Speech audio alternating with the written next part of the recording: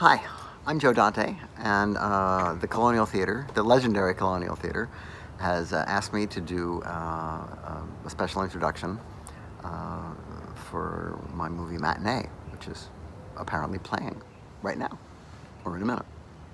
Uh, uh, it's uh, it's only fitting that this picture plays the Colonial because it's got a background of 50s monster movies. It takes place in 1962 during the Cuban Missile Crisis, which most of you are probably too young to remember, but I was the age of the lead kid in the movie at that time. And for me, it was a very personal movie because that was the weekend that we all thought there was never going to be any more school ever again, because the world was going to end.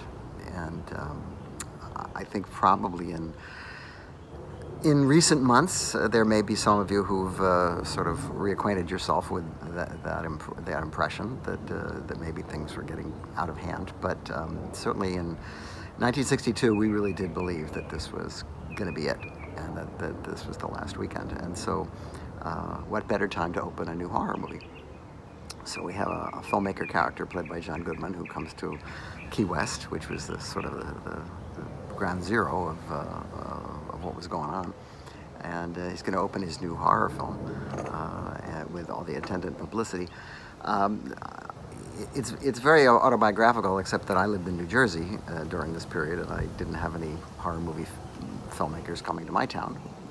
But I did believe, like everybody else, that this was the beginning of the end. So a lot of the details of the behavior of the characters and stuff is really based on things that I observed at the time.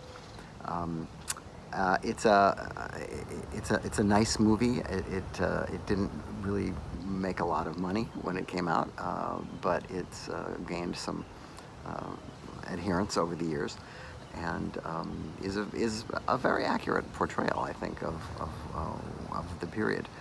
And of course, there's the movie within the movie, which is the movie Mant, which is a sort of a hybrid of the kind of horror science fiction pictures that were being made around the late 50s. We're cheating a little because they kind of had stopped making those pictures by 1962, but we took a little license, and since our filmmaker is largely based on William Castle, we've sort of fudged that too because he never made any giant monster movies. But the feeling is the same, and the spirit is there. I think it's one of the favorite movies that I've ever done. I'm lucky to have gotten to do it at all because it was not overtly commercial. And depending on how many people are sitting around you in the theater, it may still be true that it's not overtly commercial. But there's no better place than the home of the Blob, the Colonial Theater, to run this picture. And I'm glad you guys have turned out, and I hope you enjoy it. So, that's it.